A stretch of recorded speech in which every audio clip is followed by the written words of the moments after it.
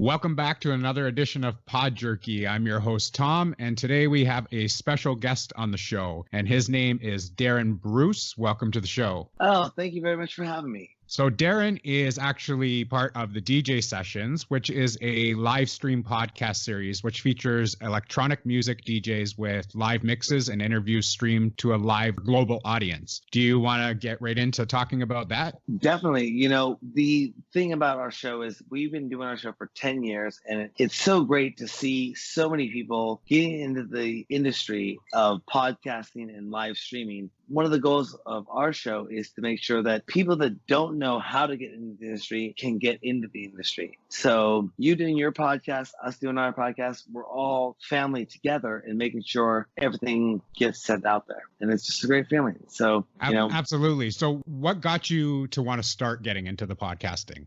Well, we came from a broadcast television world, and in the time, there was no way to disseminate your content unless you paid a bunch of money to be on broadcast television and played that game. Set the way forward clock to 2005-ish, and YouTube came into play, and everyone started putting their videos online. And then when I was working for Apple, podcasting came out. And podcasting came out of blogs. Then people started doing video blogs, and we said, hey, let's do this video blog. We can now disseminate our things and have people subscribe to them and watch our shows. And so we moved our whole platform from a broadcast television world to an online world where people could subscribe to it and then have the shows downloaded if they subscribe to us to their podcast. YouTube, you had to go and watch. With a podcast, you could subscribe and then it would automatically download. So we saw a niche there that we could fulfill for audiences that said, we want this content delivered to us rather than having to go and search for it.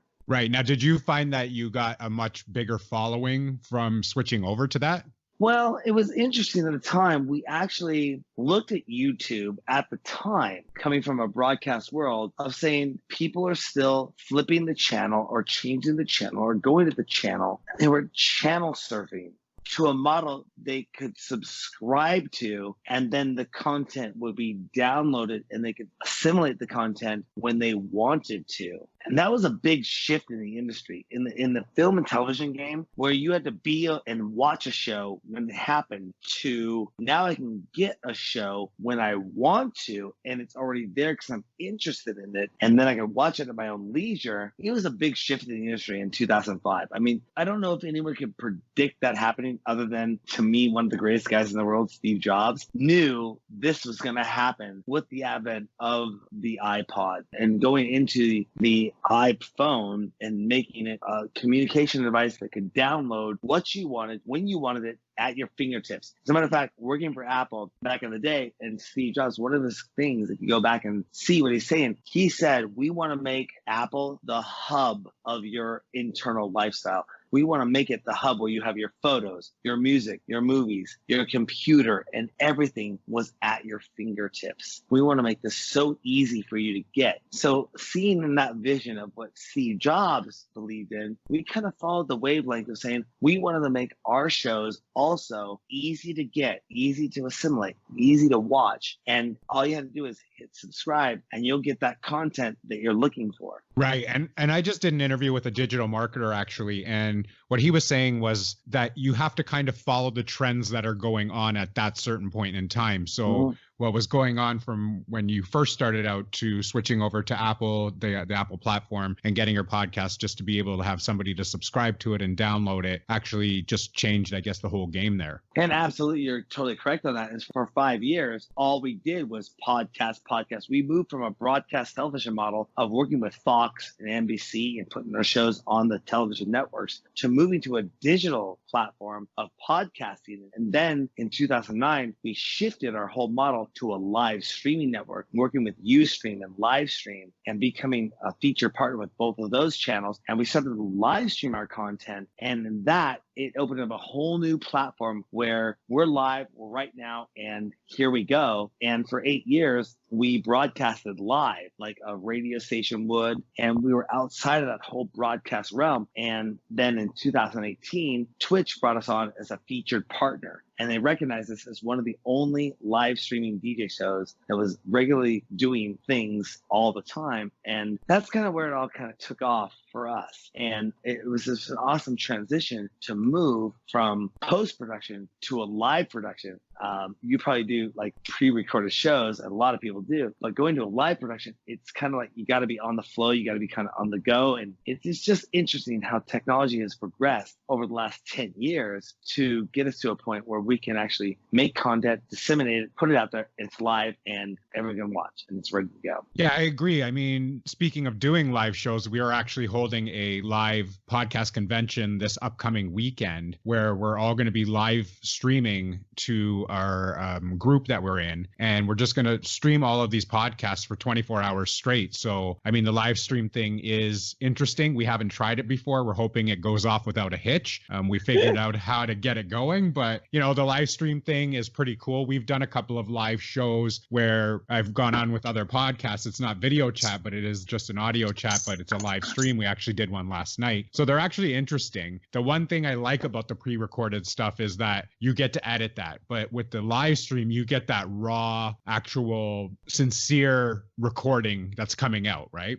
Being a person that's been in the post-production world for so many years, when we transferred to a live format, I was so nervous because I'm an editor and I want everything to go out being perfect. I want the audio to be perfect. I want the lighting to be perfect. I want the show to be perfect. I want the audience to be perfect. And then I said, you know what? We're going to switch to a live format. And a lot of people said, Darran, do you know what you're going to be like on camera? Can you do that all the time? Can you be like that? Can you deliver the product on camera every single time? And I'm like, I can rise to the challenge. I can do that. And that's the one thing you have to understand. When you move to a live platform or a live stream platform, it's a whole new world because post-production, we can create magic. I've created magic for 25 years. I mean, I've been in the game for 28 years, and we can control the narrative. We control everything about it. We can edit the audio. We can add the music. We can add everything. But when you're live, it's free for all. But the audience, I believe, loves that. They want to know this isn't a contrived, this isn't a boxed in, I would say even an animal cracker type of scenario. You don't know what cookies you're going to get out of the box. It could be something happens. If something goes wrong, hey, that's how it goes. This is live and I'm still delivering it to you. Let's have some fun. Right. It comes off more real and more genuine when you're not doing all the edits, because I noticed that when we edit, we're the same way. We want to have the perfection there. We want a good quality sounding product to go out. But at the same time, people like to hear something being genuine as well. And they know we're human beings. We do make mistakes. And if we cut out all of the mistakes, then they're going to say, you know what, that they edited that down so much, because nobody talks perfectly all the time. The one thing that I love about our show is I have DJs that come and play a set. And in a set, the keyword when you're playing the DJ mix, it's called a train wreck. And if they don't mix the set properly, train wrecks. And I say, hey, you're on my show. If you played and I don't have to look over at you, like over my shoulder and say, did you just mess up? And they come back and say, did I mess up on the set? I said, did I look at you? Well, did I look at you? They, no. I said, then you didn't mess up. And it's just, you know, people want perfection, but life isn't perfect. And live streaming and this new medium that we're getting into is a perfect way to show that life isn't perfect. We're all natural people and we all want to be who we want to be. So if we can show people in the best way we can, putting our best foot forward, that we can all work together and make something happen without trying to be perfect in the studio sense of what Hollywood or what the industry would want to make us be, then we're all going to get along. Right. I agree with you. Now, you are an executive producer for the DJ Sessions. Do you want to kind of explain to everybody what that's all about? Yeah, the DJ Sessions is a show that features A-list celebrity DJs and local DJs. We do this in a live streaming podcast format. We've been doing the show for 10 years. And basically, our mission is to give an opportunity to talent that would normally not get a chance to expose themselves or get out there through common means. It started back in the day when I was on television and people couldn't just rise to the top and be put on MTV or VH1 or be into that mix. And then all of a sudden, this thing called, as we all know, the internet came in, and this thing called YouTube came out. But even then, to set up a studio and set up an environment where they had to bring in cameras and gear and a film and television production, I said, hey, let me take my production background. Let me be the guy who can facilitate that production background in film and television. And you just do the music. I'll film it. I'll produce it. I'll distribute it. And let's get it out there. And the end goal was they got to play outside of their normal environment. And I got to distribute that to the world. We're going to take a quick break to show some love to another podcast. Every 73 seconds, someone is sexually assaulted in the United States. We are here to tell you you are not alone. Blackbird, an advocacy podcast, tells the stories of victims and survivors of true crime with a focus on the support these survivors need. We provide information for those who have endured trauma and for those who love someone who has. Tune in every Sunday on Apple Podcasts, Spotify, or wherever you listen to podcasts to hear these stories of hope, survival, and empowerment. No one should go through this alone. We believe you. That was Sarah from Blackbird, an advocacy podcast. Make sure you tune in and hit that subscribe button. Now, when you're doing these kind of events that you're holding right now, I've watched a couple of your videos on the DJ Sessions website, and you're doing these kind of videos. I've seen actually some that are actually in, I guess, mobile, you would call it. Correct. You have DJs actually in almost like a booth that's set up in the back of a car. You'd be in there sometimes with them. I saw a couple of them that you had people in there dancing. I guess now because of COVID, you have to separate more than you would have to normally. But how does that work with just the mobile thing? So what you're talking about is the DJ Sessions presents the mobile session. And that was born out of an idea 10 years ago that I came up when I got an advertising vehicle that's called a mobile billboard truck. And we took this big glass box vehicle and we turned it into a television studio so that we could roll up to the parties. And then we had a television studio that we could interview everyone and have DJs playing in the back. Set the way clock forward, we now can actually drive around and have that television studio mobile driving through the streets. We even, back in the day, I proposed the idea of saying, hey, let's do a show called The DJ Sessions Presents the Freeway Sessions, the fastest moving DJ show in the world. And what we're going to do is we're going to take DJs and have them play in the back of the truck while we're driving down the freeways and having through like city to city, having DJs play in the back of the truck. Totally new, innovative concept of what you couldn't do. I mean, if you wanted to buy a mobile studio truck to broadcast on the news, you're looking at $300,000 to $500,000.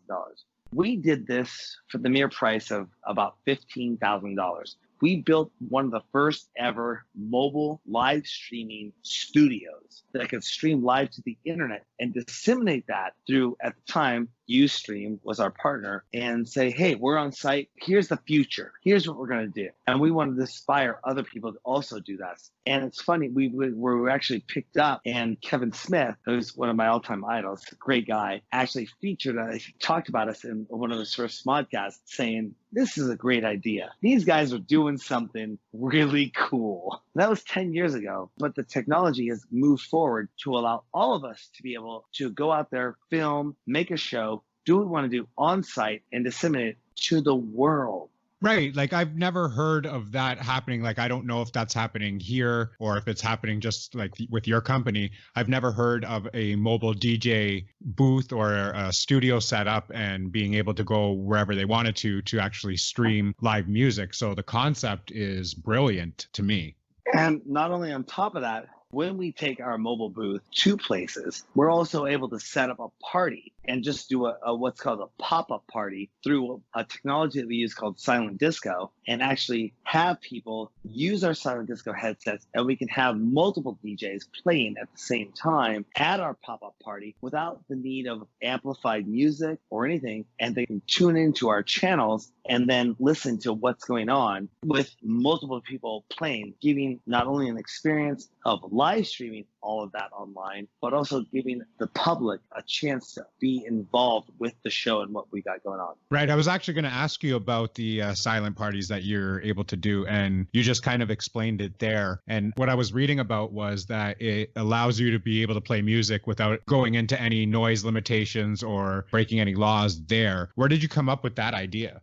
It was about 2 years ago when we were throwing these rooftop parties. We were throwing these brilliant rooftop parties, and everyone loved it. And I come from a long line of going to nightclubs. I mean, we're talking 28 years of going into nightclubs and seeing the action. But when you go to a nightclub, you walk in the door at 10 o'clock, club ends at 2 o'clock, but you got one DJ playing, two DJs playing, and then the headliner plays. When I came into silent disco and I saw it, it resonated with me. And something that's very close to me is I'm a foodie. I like a lot of food. So I'm a buffet kind of guy. And so when I walk in, I don't want to go in and just say, give me that one dish. I like to have a lot of dishes in front of me. So when silent disco came in and I saw that I could not only listen to this station, but I could listen to that station. I could listen to that station. I could choose what I want to do when I go to an electronic music event. It appealed to me in a sense of saying, wow, I could have this on my platter, this on my platter, and this on my platter, and I could join the mix with these people and these people. Imagine having, Asian cuisine, American cuisine, Szechuan cuisine, or whatever it is on the menu, and you get to sample anything you want just by pushing a button on the headset and dance and be connected with those people in that moment. That's what appealed to me, the silent disco aspect of electronic music, saying we could bring a lot of people together without being segregated from their own genre by putting them all in one place, and we could all come together and dance and have fun. Right. Now, the other thing that I was actually reading up on was state of industry and secret sessions. And what are those two things? So the state of industry session is really bringing together people that are in the industry, sitting them down on the couch, doing a 2020 interview of saying, hey, what's going on with you? It goes back to our roots of the original show of the DJ sessions, where we used to do interviews with the DJs, with the producers, just interviewing them and talking to them about what's going on with them and their lives. Now, the State of the Industry Sessions was one of those shows where we would bring an industry professional on and say, hey, let's sit you down on the couch. Let's talk to you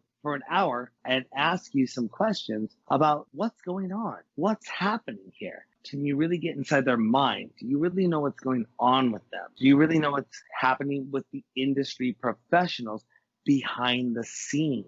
Because there's hundreds of people that work behind the scenes, that their voice doesn't get heard. And that was the State of the Industry Sessions, to get to work with those professionals, say, hey, how's it going today for you? Think of it like this today. We just went through in America, and I don't know where your podcast is from, but I'm assuming it's in America. We just went through Saturday and Sunday, which are or Friday, Saturday, Sunday, traditionally weekend jobs. In the industry, you have Monday and Tuesday is their Friday and Saturday. They get to go out Monday, they get to go out Tuesday. And so we wanted to do a show that would talk to those people, say, what do you experience on the weekend? What happens to you on the weekend? What do you go through on the weekend? What it's like to be a weekend producer, but come back on Monday and Tuesday and say, let's talk to you and see what you're feeling and share that experience with the rest of the world. What are some of the DJs, like you work with a lot of DJs that come to the DJ sessions and to some of these mobile parties and stuff like that. I've seen Darran has actually come on to one of them. Who are some of the major DJs that you've had collaborations with that people would have a general idea of who they are, not to take anything away from the local DJs, but some of the major DJs that you would have on your show that you've actually worked with? Oh, Darran has been one of our ardent fans. He's been one of our supporting guys that has come on board. I remember the first episode of when he came by and he played our original first rooftop sessions 10 years ago. And even Dave Dresden, who is now one of the world's top, Dresden and Gabriel just are blowing it up all over Twitch. And, you know, when Dave Dresden came by and played our bedroom, when we set up our original studio, I knew I was onto something. And I was just like, we can reach out to a lot of people that were wanting to do this. And pre-COVID stuff, we're talking about 1% of the world, 1% of the DJ world was streaming online. Now, post-COVID, 99% of the DJ world is streaming online. And it's very amazing to see. We were doing this for 10 years, trying to tell people, hey, we're doing this. Now everyone's on it. So it's very interesting to see that transition happen. To now say how many notable people have had the show. We've had 100 episodes that I just put my assistant on to go back and reach out to these people and say, what are you doing now? Can we get you back on the show? Can we talk to you about what you've experienced before all this and now what are you doing? And we've got an amazing positive response from so many people saying, we would love to do an interview with you. We'd love to come back on your show. Because a lot of people, they're doing their thing. Nobody is reaching out like what you're doing with me right now in an interview, asking for an interview, asking to talk to them. What is going on with you? They're doing their thing, but nobody is talking to them like you and I are doing right now. And this is amazing. This is where we need to start bridging that gap of saying, let's go and say, hi, sit down with you. Can we take a moment from the DJ and the stuff and say, what's really going on with you? Can we get an interview? And that's where the DJ session is coming in and making sure that interview process still happens, which goes back to our core roots of introducing the public to the world and letting them identify with the person they're listening to. That's interesting that you say it, because the digital marketer that I was speaking with in another episode was saying, always get to know the person, no matter what they're doing. He was a musician as well, still is. And he said, I don't want you to follow me as a musician. I want you to get to know the person first. So having podcasts where you actually get to sit down and talk about their personal stuff is something that people get to know behind the scenes of what you're actually doing. That was always at the core of the mission of the DJ sessions, because you would see a DJ and he'd come to a club, you'd pay for an admission ticket, you get in there, you dance to the music, you'd say, I love you, this is what's going on. And then she or he would go back to the hotel room, and yes, you paid the price of admission for the show. The DJ sessions on the other hand would come into the club, set up, talk to them for 5 or 7 minutes, and be a PR model to say, here's what we're going to do. Here he is, or here she is, this is the person. We're live. Here it's going. Check him out. And that's, I believe, what's missing right now. And now maybe in the next 2 years, maybe 2 years, 3 years, they'll start to get that PR model to it. But right now, they're just plain set and nobody's talking to them. The questions I have, just as a reporter myself, is why did you choose that song? Why did you set your setup like that? What are you doing right now? And it could even say is, what did you eat for lunch today? Well, we have social media. We have Twitter. We have Facebook, we have Instagram. And so these DJs now, before where my news reporting used to get that information, they now can say, I just ate this food for lunch. Check out my post. Hashtag. I'm like, well, you just put me out of a job because I'm supposed to be the guy that tells people that's what you just ate for lunch. Right. But they still need to do that on top of us doing our job. So it's very, very interesting in the time of live dissemination or social media dissemination of a product at the end of the day. And those that actually accept that and can move forward to that, they're going to come out as the winners in the end. If you don't do the social media trend, if you don't follow into that, it's going to be very difficult to build it and you'll be left in the dust. That's my opinion on it. We're going to take another break to help out another podcast. Ever get that light bulb over your head at midnight that just goes ding? If that's the sound a light bulb makes. Or any idea that you probably shouldn't post on social media, but the public definitely needs to know?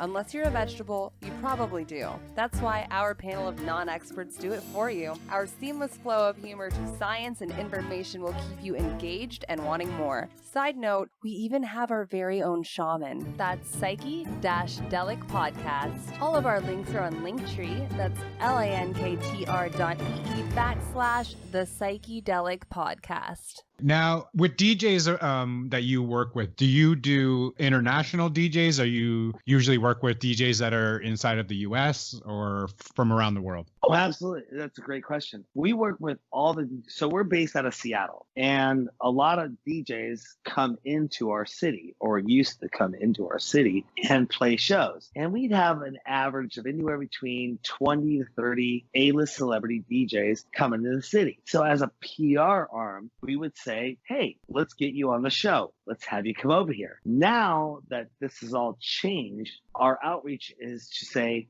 who has come on the show before? Let's go out and get them on the show. Let's talk to them, and let's go back out and let's do some online, like our interview right now that's happening. Let's talk to you and find out what's going on with you, because a lot of these guys and girls are just playing, but nobody's talking to them. Nobody's asking them a question.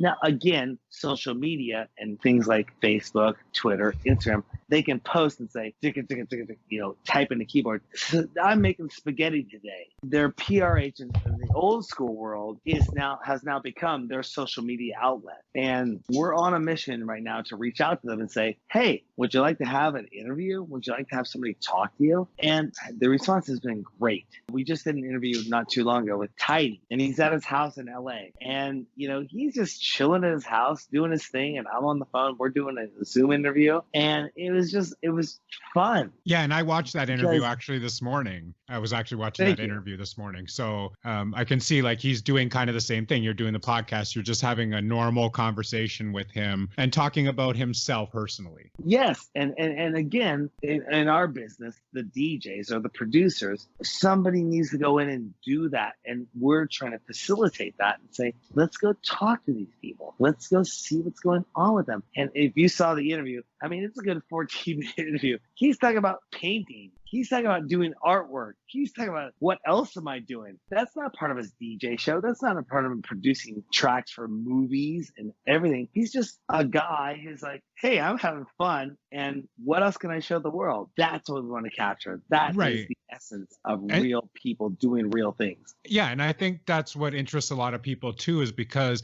they know certain people for whatever art they're providing, whether it's movies or if it's DJing, music, whatever it is. And they want to get to know behind the scenes kind of thing. And it would be no different than a podcast host where you listen to a podcaster all the time. And what our live show was last night was get to know the podcast host. So get to know us personally. We went through over health issues and we went over our jobs that we have for regular jobs and, a whole bunch of stuff like that. So it was just kind of get to know you. And I think that's what a lot of people have interest in. Absolutely, 100%. And at the core of the DJ sessions, what we used to do, what we will get back to doing once again, we start bringing people back on the show, is talking to people and saying, hey, where can people find out more information about you? What can you do to facilitate? It's not just about the music. The music is so beautiful, what these people do, but who they are. You want to get to know them. And it's not through a Facebook post or a Twitter post or an Instagram. Who are you really? Can I identify with that person and who they really are? And we've had a long history of, I wouldn't say success, but a feeling of they just all want to say, yes, we want to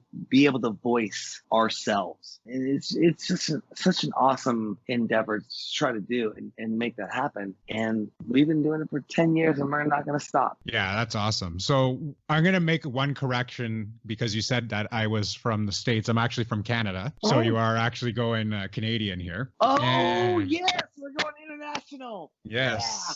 So I'm going to ask you do you know, like DJs, you usually deal with the EDM music genre. Are you into like other DJs? Do you speak with other DJs? Have you had any DJs from Canada that have come out and played on your shows? Like on your... we've had DJs from all over the world come on. And like I said before, the DJs would come to Seattle because the promoters would book them. They come to Seattle and then we would request PR interviews with them. And so, like I said, Darran has played on a show 5 times. He was one of our staple guys that would come on and play. Dave Dresden playing in the bedroom. I mean, yeah, he's a United States DJ, but we feature all DJs from around the world. And now what's happening because of everything that's going on, we're now starting to outreach to the DJs from around the world and saying, hey, would you like to come on the show? You can do a home interview but you could also do a home set from around the world. And we've got some very positive responses from DJs saying, I would love to do that and make that happen. You know, there's no touring, there's no live entertainment that's going on, there's no festival. So in a PR sense, you can play your shows from home all you want. But from a PR sense, who's still keeping the news going alive? I mean, I'm the guy that will say, hey, what'd you eat today? Did you eat bacon and eggs? Or did you make grits? Or did you eat,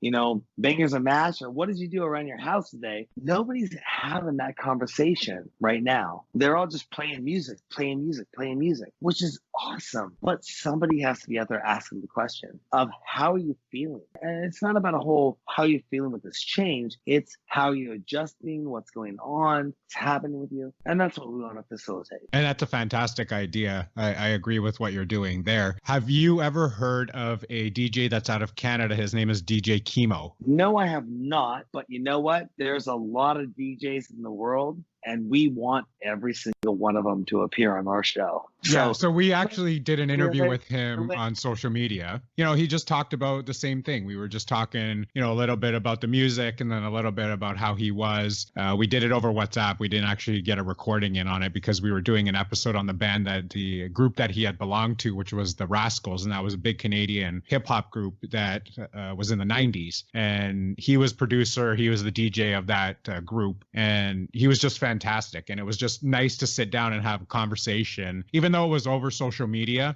We didn't get the chance to do a recording, but it was a real conversation and it was a genuine conversation. Exactly. And I'll tell you, everyone I've ever met, no matter what you think, when you get an outside opinion of being in the crowd, but when you go backstage, when you get to meet these people, they are actually the most genuine, awesome, down to earth. I've never met an ego trip in my life with anyone that's ever been on our shows. You can look at our roster, anyone that's on our A-list DJ website, have anyone saying, I'm too good for that, or they're like, I could ask these guys out and girls out for breakfast the next morning, and they would have said, let's go get some bacon and eggs. And I was like, cool, let's go do it. They were just so willing to say, we're some really cool people. So I want to meet that person. It was a Chemo. What was his name? Chemo. Yeah. I want to meet him. I assume him. Yep. I want to meet him and bring him on the show, and let's do an episode. Please get on our show. Come over here. Let me interview you, and just be part of this collective of electronic music that has grown to be one of the forefront of genres in the world. Yes, for sure. Like, definitely. I can try and put you in contact with him and see if you guys can get something hooked up. That would be awesome. Yeah. So I was actually reading on, I guess, your Facebook page that you try and help people with what the best practices and methods are podcasting and live streaming. You allow them to contact you. This is a free service and they can reach out to you. Do you want to give a couple of tips for that? Well, here's what I say to that. 98% of my information that I got, I learned, and it was my mission is to always make sure that information gets disseminated back to the industry. I will never hold any secrets other than what I call my Rolodex, which means I won't give my contacts in the industry to people, but anything that can make your show better that I could do, I will do everything I can and be there for them, nurse them, hold them, handle them, treat them because you know why? I went through all of that. And I had people that in the beginning of my first days, they'd say, pay us $2,500 and we can make you great. And I'm like, no. I'm not going to do that. I'll go learn it. I'll go to Barnes & Noble and read a book. I'll go to the library. I'll go to the internet now, and I'll learn how to do it myself. And I just try to kickstart people to make sure they don't have to go through those pains and aches and everything. But there is one thing I just can't give, and that's my Rolodex. You know, unfortunately, I just can't give you my Twitch connection. I can't give you my YouTube connection. I can't just say, here you go, let me put a face with the name and do that. But everyone that knows me knows that's what I'm about. And that's what the original mission was, to uplift everyone in the community, to make sure they can do a better show, they can disseminate, they can distribute, they can do. And if they have a question about how to do it, I'm right there for them, especially when it comes to copyright. Oh, that's a big one right now. Everyone's wondering about why copyright is cutting them all down. And I'm like, but you have to get your licenses. And they're like, but Facebook should get the licenses. Twitch should pay for the licenses. I'm like, that's not how copyright works out. That's not how copyright law works. So for the last 4 months, I've had probably 150 conversations on people coming to me saying, how did you get around it? How do you do that? How does this happen? How's this? We're being shut down. I'm like, well, did you pay for your licenses? And they're like, no. I'm like, okay, well, here's how it goes. This is how much it'll cost. And they're like, well, we can't do it if we have to pay. Yeah, it's interesting. I mean, we use music on some of our podcasts. We've done a 5-part Canadian music series with some of the bigger stars that have been out in Canada in the 90s. And we've reached out to them. We've had a couple on the show, and we've actually asked their permission to use the music. And they said, yeah, you know what? You go right ahead. You can use any music that you want to. But most of the times for copyright, you do have to go through that licensing fee. What people don't understand when it comes to licensing is audio. Well, first of all, performance has its thing. ASCAP, BMI, CSAC. That's a great thing. But people don't understand there is what's called sync licensing and master use licensing. And if you stream live, you have to get the sync and master use for that. But then when it goes to video on demand as a podcast, you have to get sync and master use for that. So you almost have to go through 4 different licensing processes. And then you have to get permission from everyone that owns that song, that's a publisher, in order to use that song. And there's no umbrella to this. There's no blanket license. I paid this fee and I got the right. And a lot of the DJs out there, unfortunately, think, well, I paid 99 cents for this song so I could play it. So that gives me the right because I paid the money. It's like you pay for the money to use that in your house. You didn't even get the performance rights on that. Unfortunately, you didn't. It's a bitter pill to swallow when they realize, oh, what did I get into here? And I mean, I've been hated upon for it just by trying to explain the actual nature of copyright law. And they want to force it on, it should be Facebook and it should be Twitch. It should be these other industries that should do this. And like, no, they're actually obeying copyright law. It's not them that's doing this. It's the copyright law that is making that happen. And they go, how do you get around it, Darran? Well, we have some magic. We're pretty cool. We got our licenses. It's costly. Let me put it that way. It's really costly. It costs a lot to do this. Yeah. Again, I mean, people that are just starting out in podcasting, some of them don't know the rules. Some of them do.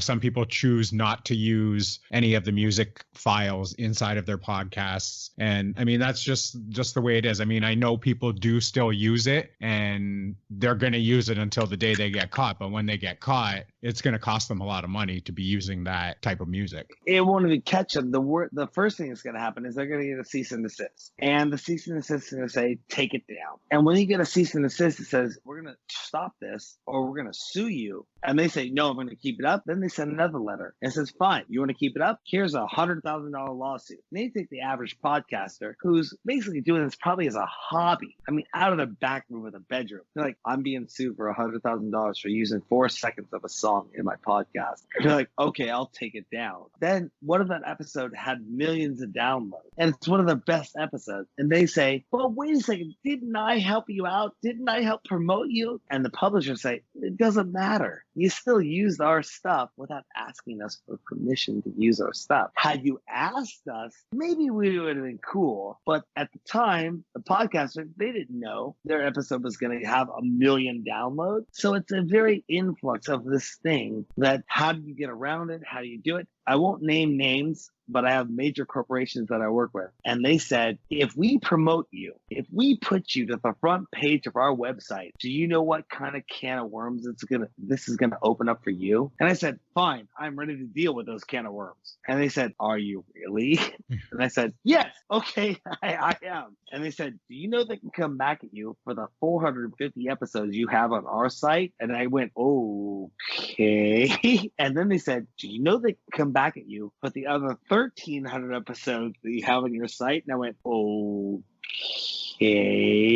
damn. This is big. So I had to say, okay, don't put us at the front page of your site. Don't put us there. Please let us figure this out. And I've spent the last 6 months figuring it out to where now we can say, okay, you can put us on the front page of your website. We're all clear. We got the licenses. We're cool. But a lot of other people out there, they won't do that. And then they will get disenfranchised because they will get shut down because of copyright protection. So you are one of, I guess, a feature partner with Twitch. Yes, when I we think are. of Twitch, we usually think about, I guess, video game streamers on there. How did you get into contact with Twitch, and how did you get to become so popular with Twitch? That's a great question.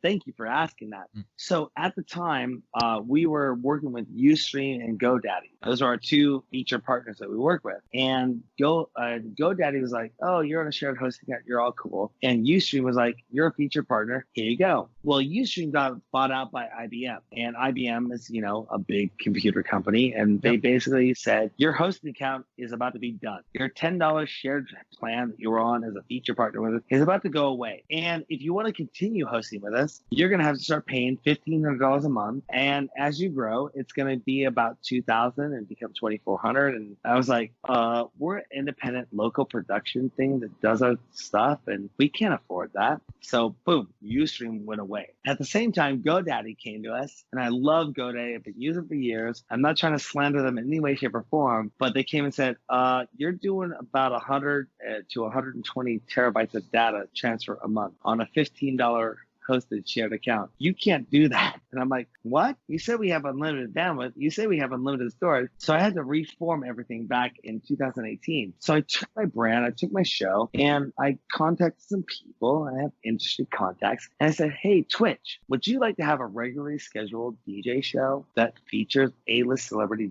DJs and local DJs? And I managed to get in front of the right person at the time, and they said, you're in. And I was like, cool. We sat on it for a few months, but a couple months later, Twitch debuted us on the front page of their website. We had over 2,400 people watching with 50,000 views in about an hour and a half.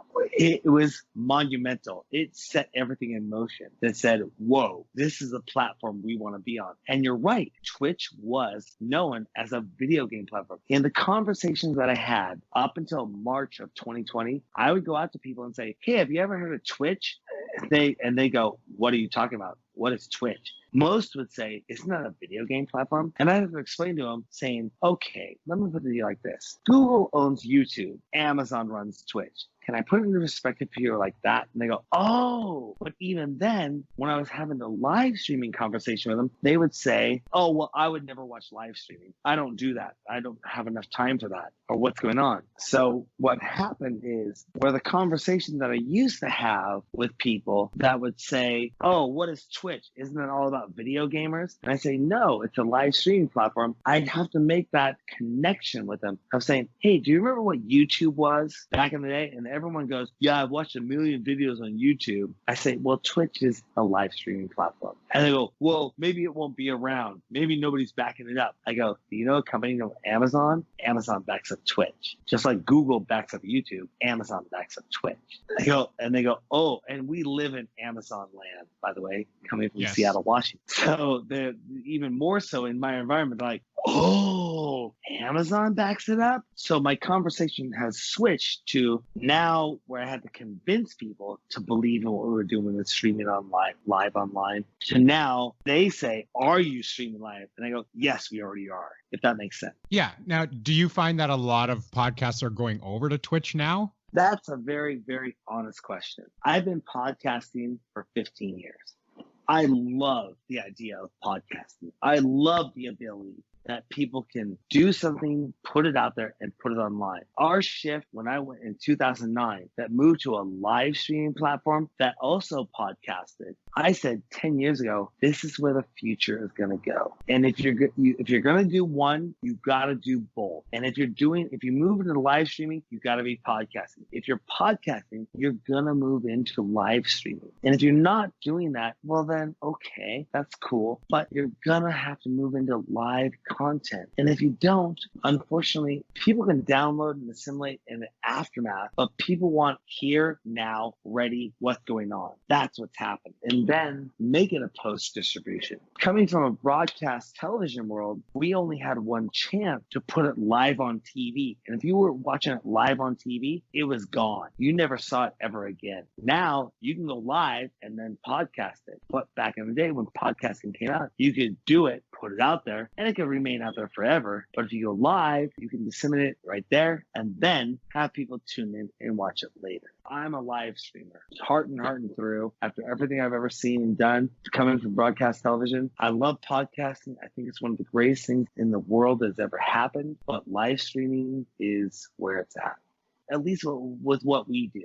So basically, like if I'm producing a show, so I'm going basically trying to set up interviews, trying to do the podcast recording, doing into the editing, so I'm working on all aspects of everything that's going on. If you're just doing the production end of it, what are you working on with each show? You actually just described everything that I do pre-show. And so you do everything to the public. They don't know what we do behind the magic curtain. We work magic and then we produce a show and they think, oh, I just got this guy on. We're talking and we're behind the scenes and all this magic happens. There's so much magic in the industry that people don't understand that goes into the work of what we do to make the show happen. Yesterday, take it for example. I show up on site. I'm there at 10:30. My show doesn't start till 2 o'clock in the afternoon. I do a 4-hour show. We break down. I don't bring my gear back home till 8 o'clock at night. So basically, I'm on site for 9 to 10 hours just to produce a 4-hour segment of 2 separate live streams of what's going on. At the same time, I'm marketing that. I'm social mediaing that. I'm doing all the work behind that and watching, make sure the lights, camera, action, the magic is happening. I believe that people don't really understand what it takes to make a show happen. And I agree with that. I mean, before I started doing the podcast, I never knew how much work was going to be going into it, between the editing, between communicating with guests, between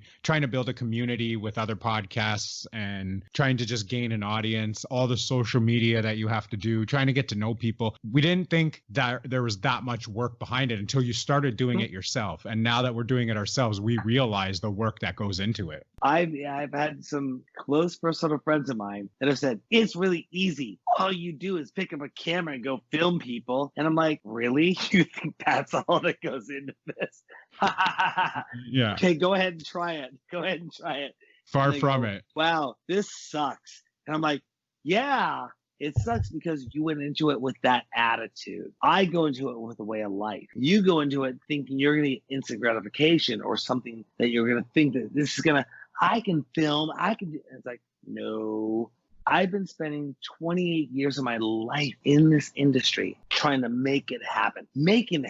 And now we're getting the kicks and the rewards of just even an inkling back. Not even monetarily, not even in the cash standpoint of what we put into. And if I had to put out penny stock on my company, which I've thought about doing, and say, hey, if you want to invest in my company and you want to see our financials, just buy a penny stock and you'll see how much work we've done, what's called goodwill. We've done hundreds of thousands, even millions of dollars of goodwill on our brand. As a matter of fact, I'm sitting at a poker table one night with a couple of friends of mine. And they said to me, one of the guys says, how much would it cost you to buy you out of a DJ session? Maybe $1 million, maybe $2 million. I look at the guy and say, how about 15 to 20? And he goes, you put in so much work, so much behind your brand to sell you out and never do this ever again, to cut you out, 20 to 30 mil? Okay, fair enough. But his first initial reaction was to think I would sell what I've been doing for $1 million.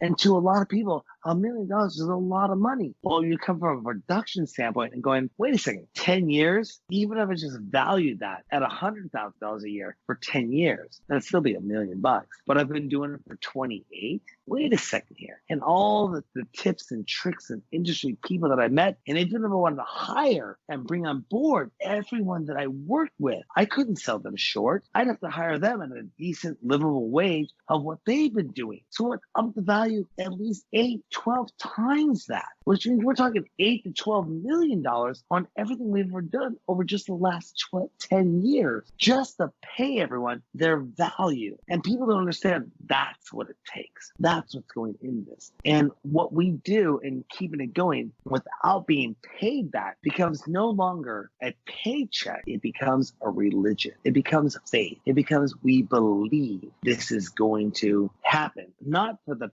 paycheck. At the end of the game, money is not the endeavor. It's our passion that really makes us keep going forward because we believe in it and it needs to happen. And I think that's probably the best way that you can put it, and then the message that you're trying to get out. Not too many people talk about it being a passion. They chase the dollar. And of course, the dollar is going to be a reward, but not many people talk about having the passion to do what they're doing. Oh, I've been criticized by even my best friends by thinking that I'm all about the money, the money, the money. And I'm like, I need the money because I run a business. The money is not me to be rich. And I'm not trying to be Puff Daddy and Kanye West and be up there. The money supplements the business to grow the business endeavor. It's not about the money. It's about being in effect and running a business that can keep substantiating the endeavor of what we're doing. Because at one point, you're going to say, I can't keep paying my paycheck through this hobby. I got to kick it up a notch. How am I going to kick it up a notch? Well, I got to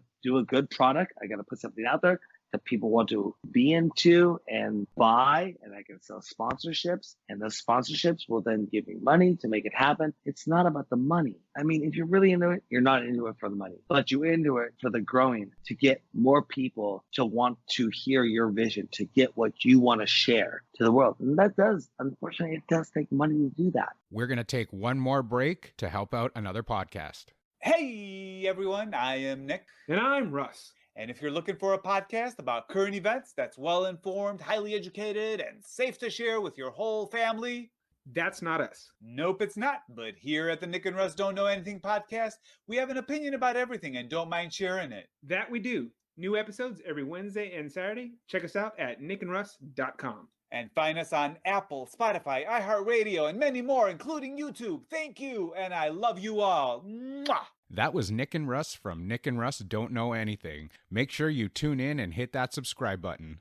So I'm going to probably end this interview here, but I want to ask you about a story that I read on your website. It's a blog. And there was a blog there that said that there was a Seattle company that I guess they disguised as a religious service for a rave. Yeah. Can you tell people about that? It seems very interesting. Absolutely. Oh, this is one of my coup de grace best stories I ever got invited to be a part of. Was when this all hit, and a good friend of mine reached out to me, production company that does all the lighting for the major companies around town on the West Coast. They said, hey, we're going to throw this drive-in rave. And I'm like, a drive-in rave? Okay. Because I was raving. I was going back. I used to go to the dance clubs. I'm like, okay. And you want me to stream this live? I'm like, okay. How are we going to do this? And I said, here's what we're going to do. We went through and they had like 3 attorneys that got everything down. And by the way, we're writing a playbook on how to do events right now and social distance. But in this time, they said, we got everything down. Here's what we're going to do. We're going to do the first ever drive-through rave. And I was like, that's a brilliant concept. That is really cool. And so what happened is the COVID Bat Productions came in and said, we have our warehouse. We're going to put all our lighting up and we're going to do this thing with these A-list celebrity DJs. And we're going to have people that are going to drive in with their cars and watch this concert for an hour, and they're going to drive away. And then we're going to bring in the next round of people and we're going to drive them in and they can watch the rave. And then we're going to drive out. And it was just a beautiful production. And I mean, if you can watch the video footage, and we filmed it all at our site, thedjsessions.com, you can watch this footage of what we were part of. It was just, at the time, we were the first ones that ever did this in the world when everyone was trying to figure out how to do something. But they built it, and how they got around all the regulations was it was a spiritual awakening to praise to your higher God through music. And the state said, okay, you can do that. You can actually, let's see how this happens. And we did it 3 or 4 times. And what I took from it was I hadn't been out to nightclubs or in big venues or anything for a long time. But being behind the scenes and working it and being on the stage and doing the video for it, I realized, wow, the world is missing. The community is missing a gathering. They're missing a big production. They're missing something. And to be backstage and see that happen, I didn't realize how much I missed it, even though I don't go out that much anymore. I don't go out and partake in local nightlife or local scene. I was like, this is awesome. This is really, really amazing. I guess that's one way of getting around some of the regulations that have been put out because of everything that's going on. Yeah, unfortunately in our state, our governor came down and said, you're not allowed to do drive-in concerts. And so it kind of put the kibosh on the whole, you can't do that anymore. Us, though, as the DJ sessions, we do what's called our safe silent discos, and we can still bring the party, quote unquote, the event, quote unquote, to the beach and do what we're doing. It's interesting times. I have so many friends and so many people that I've known over the years that are devastated by this. The entertainment industry is just at it's not at a standstill, it's at a devastating point. And we really want to push forward to getting our legislation to say, do you recognize this? Can you help us out? And we're kind of last on the chopping block. It really sucks. It really sucks. They actually want to shut us down, basically. And the DJ sessions, we have figured out a way to still keep that alive through all of this, and then make it happen. The drive-in raves should be allowed. The drive-in concerts should be allowed. There's no denying, if you're going to allow people to go to drive-in church and go to drive-in movie theaters, the drive-in concert should happen. I believe over the next 6 to 9 months, we're going to see more of these pop up and do it. And it will become a norm. I mean, you're in Canada, but I don't know if you remember the drive-in movie theater. I remember going to the drive-in movie theater as a kid, and it was awesome.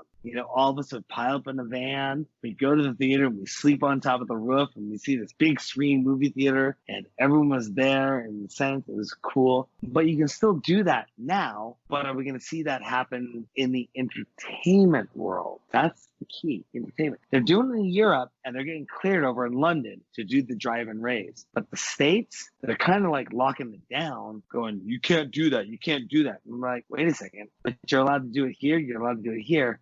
Or not allowed to do it here? Nope, does not compute. Well, I mean, hopefully everything clears up soon. Everything can get back to normal. Everyone can return to their normal duties, and we'll be able to see everyone get back to just maybe better than normal. I mean, here's hoping for the best. It's a very tough time for everybody right now, but I mean, like we said, I mean, throw them a bone. Hopefully we get through this and everything goes back to normal or better than normal. And, we all just are able to get through all of this together. That's a whole nother conversation. I would love to jump on you with a whole nother conversation about the industry and the effects of what's happening on the industry. Definitely. That's a whole nother talk. We can totally That's another interesting conversation. Definitely. That's a whole nother talk on that. So yeah, I'm going to actually wind up this interview right now, but if there is anything that you want to promote on here, any social media channels that people can reach out to you, any final last words that you want to give, here's your chance. Well, definitely. I mean, I really appreciate you taking the time to interview me and everything. And if people want to find out more about what we do, they can go to the djsessions.com. They can hashtag us, the DJ Sessions. They can always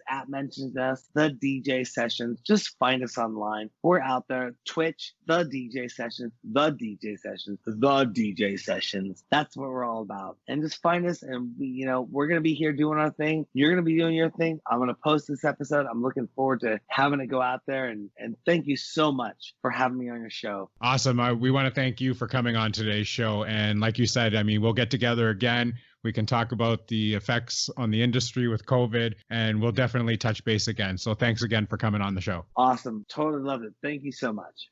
Here we go now.